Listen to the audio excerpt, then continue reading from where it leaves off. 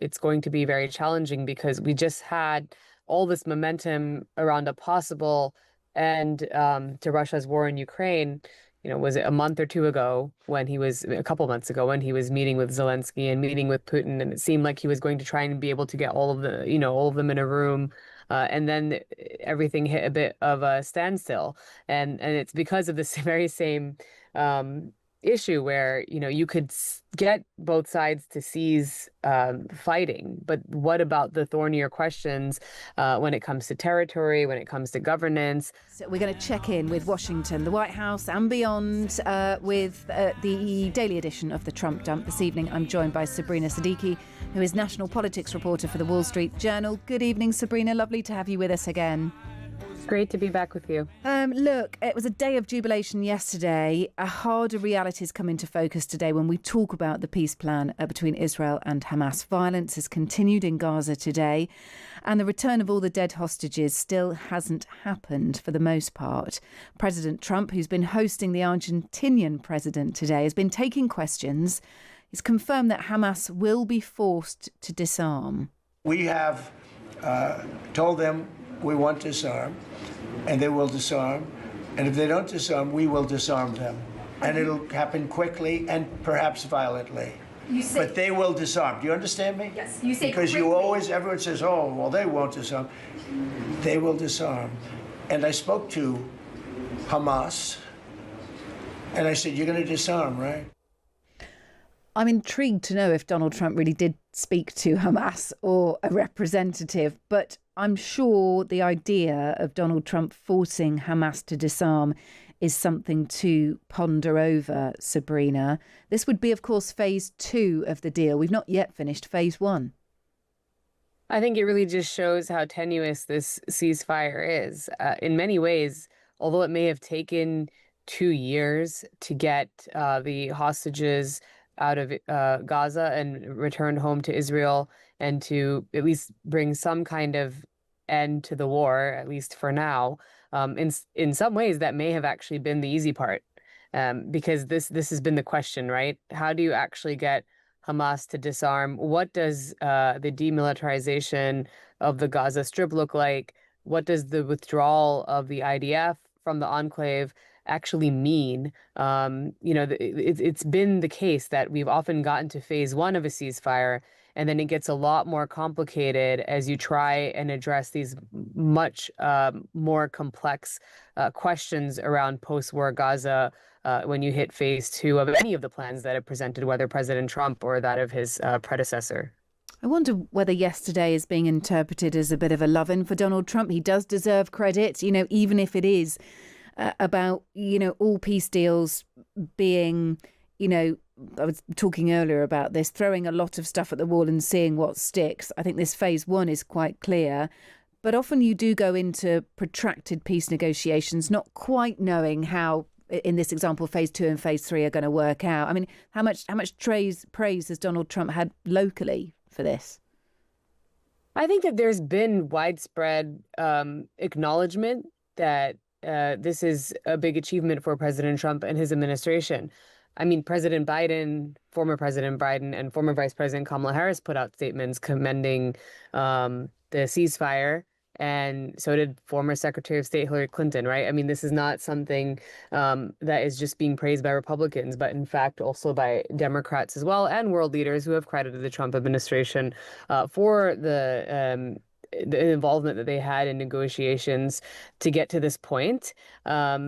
But, I think one of the things about maybe taking this big victory lap and President Trump traveling to the Middle East is, you kind of have this, a lot of this pomp and circumstance around, this particular moment in this achievement without knowing what's to come next. And, if phase 2 of the talks continue to become more and more bogged down, or if suddenly violence erupts once again tomorrow and the ceasefire falls apart, then yes, it will still be a victory that the hostages were returned home and that there were Palestinians who are also released from Israeli prisons. But it may not look quite like the kind of larger long-term victory that the administration had hoped. Okay, well, let's talk about Donald Trump meeting Javier Milei, the Argentinian president, today. He said, Trump, that if Milei lost the next election, he would stop being generous towards Argentina. If you take a look at Argentina, if the president doesn't win, I know the person that he'd be running against, I believe, probably. We probably have the person. A person is extremely far left and a philosophy that got Argentina into this problem in the first place. So we would not be generous with Argentina if that happened. If he loses, we are not going to be generous with Argentina.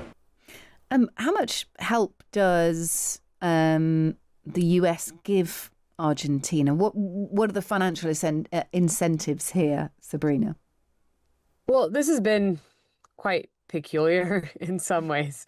Of course, the U.S. has put forward this $20 billion plan to help calm Argentina's currency crisis, and that's been a bit polarizing here in the U.S. On the one hand, Argentina's libertarian leader has been quite popular among conservatives because he's echoed a lot of the same kind of rhetoric that the kind of MAGA movement here in the U.S. has.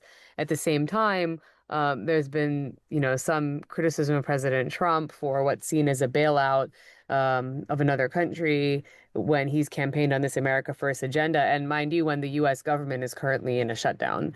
It's not entirely clear, of course, what the long-term implications are here. There is some strategic interest to the U.S., but at the same time, there's also a bit of risk, of course, depending on how all this plays out. And again, some of the blowback here at home, given just the fact that we are in a shutdown and that the administration is currently laying off federal workers as we speak. Yeah, and all the international focus, whether it is on Israel and Hamas, Gaza, whether it is on Argentina or indeed on Russia, Trump finding time today to antagonize President Putin. Let's have a listen. Look, I'm very disappointed because Vladimir and I had a very good relationship, probably still do. I don't know why he continues with this war. This war has been so bad for him. He's going into 4 years of a war that he should have won that war in 1 week. He's now going to soon be into his 4th year. Yeah, Donald Trump there speaking about Putin. Used to be good friends, probably still are. I mean, that's the sort of textbook amount of ambiguity from Donald Trump.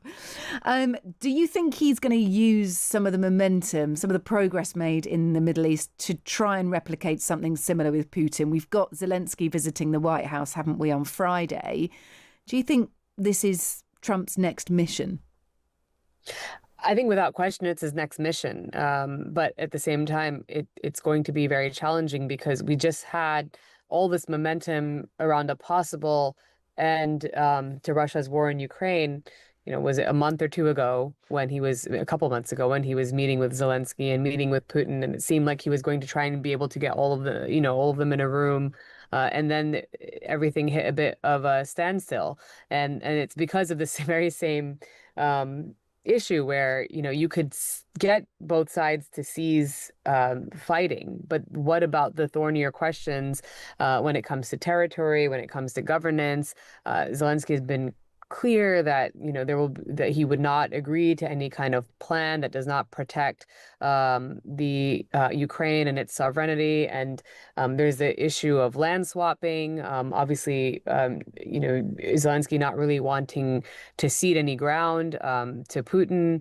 And what does Russia's withdrawal from the territories that is already seized look like? So, how do you actually carve out a map if there is going to be any land swapping? There are a lot of non-starters, I think, with respect to Russia and Ukraine before you even potentially get to a ceasefire. But that doesn't mean that President Trump and his administration are not going to, I think, set their sights on it as their next target. It is striking, I will say, how he's changed his tune on Putin, given just how much he expressed admiration for Putin in his first term, how apparently close they were, to the point where, of course, there was a lot of scrutiny about the nature of Trump and Putin's relationship and what was driving it in his first term. But you are certainly hearing a very different tone from Trump when it comes to Putin in his second term. Mm. Does it actually translate into any kind of meaningful change? That's what remains to be seen. Yeah, well, also today, Donald Trump presented the Presidential Medal of Freedom to Charlie Kirk's widow, Erica. We know she will continue with the work of Turning Point USA, the work of her husband, Charlie Kirk, now deceased, of course.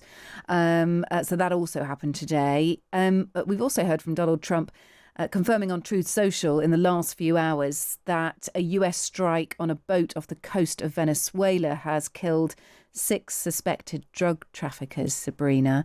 This marks a continuing rise in US strikes on Venezuelan boats. This is very much Donald Trump's ammo at the moment, isn't it? This is how he wants to crack down on the drugs trade.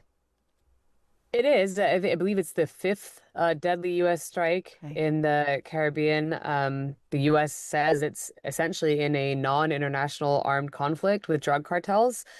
It's a very risky gambit. The U.S. has essentially designated some of these cartels to be foreign terrorist organizations, and that's the rationale that they're using to defend the boat strikes. At the same time, obviously, human rights groups, experts at the United Nations, and even U.S. lawmakers, they are questioning the legality of these attacks. The point has been raised that these strikes are essentially extrajudicial executions, and that international law does not allow governments to simply strike alleged drug traffickers, resulting in their death. So, it also, of course, just carries the risk of escalation, and stands in a bit of contrast to what we've just been talking about, which is President Trump's efforts to, bring an end to, to not just the war in the Middle East, but also in Ukraine, and actually try and de-escalate conflict around the world. At the same time, it looks like his administration is the one actually risking escalation elsewhere. Just a few short seconds to talk about Donald Trump being furious at his own cover of Time magazine. He's called it the worst photograph of all time. This was after those jubilant scenes yesterday. Donald Trump having a major part, of course, in this Gaza peace plan. He gets onto Air Force One, and as I'm led to understand, Truth Socials about how horrendous the picture is. I mean, he's not wrong, is he, Sabrina? I was going to say, when I saw it, I was thinking it's not the most flattering picture. So I guess if it was any of us and you're giving someone a magazine cover, you would kind of look at that picture and be like, really? Is this the one? Because it's actually a pretty positive write-up otherwise. Yes. But so that this is a picture not picture doing of anyone any favors. No, this is a picture of Trump, and it's taken as if someone's got a camera and put it sort of below his neck diagonally. And so you see most of his chin. It looks like there's a bit of turkey gobble going on there. It looks like it's tucked into his shirt. This is the best way that I can describe it. It isn't flattering. You see his chin and less of his face. We have just all asked someone to take a picture of us somewhere, and we've seen them like lower the camera, and we've all made that gesture of like, no, can you please hold it high, hold it up high? That is like lower hold is the worst angle ever. So yeah, I guess I think a lot of people are with President Trump on this one. Yeah, he's complained. They disappeared my hair and then had something floating on top of my head that looked like a floating crown, but an extremely small one. So the crown's not big enough, the hair isn't enough in vision, and yeah, it isn't an unflattering shot. It isn't the first time cover that he's made, but yes, not satisfactory for Donald Trump. Look, Sabrina, thank you so much for being with us. Hugely appreciate it. Sabrina Siddiqui, national politics reporter for the Wall Street Journal. Thank you.